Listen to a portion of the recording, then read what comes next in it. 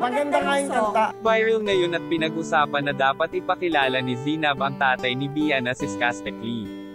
Ito ay matapos pagsabihan si Zinab ni Kuya Will. Welcome to Sikat Story. Si Zinab nga ay naging guest ni Kuya Will nitong Sabado, November 12. Siya ay nag-guesting dito para sumayaw at ma-interview. Sobrang sexy ni Zinab at ang galing pa. Napag-usapan nga dito ang kanyang ex na si Skastekli dahil kay Bia. Una ay tinanong kung anong paborito ni Zinab na kanta. Ngunit tinatanggi niya ito. At sa huli ay inamin maganda nga yung kanta ni Skastekli kaso ay hindi daw totoo yung nagkanta nito.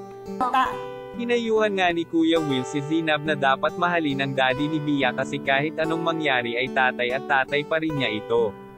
Tinulan si Zinab ng comment dito.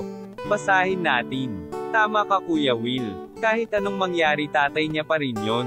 Ako nga kahit tinalikuran rin ako ng tatay ko ngayon siya pa rin hinahanap-hanap ko. Tapos panganay ko pinapahiram ko pa rin sa tatay niya. Kasi tatay niya yon. Ama si Kuya Will sa mga sinabi niya kay Zinab. Pero sa akin naman mas okay na yung ikaw na lang galit sa tatay ng anak mo. Huwag mo nang idamay ang anak mo para hindi niya mahalin at makilala ang tatay niya. Kasi kahit ano pa sabihin mo at galit mo sa ama ng anak mo siya pa rin ang tatay.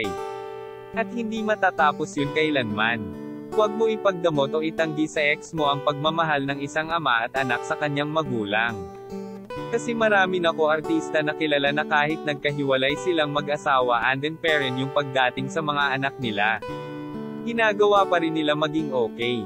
Dahil sa anak nila, para di maisip ng mga anak nila ang magrebelde. Ang ganda ng payo ni Sir Willie may tatay anak ni Mommy Zinab.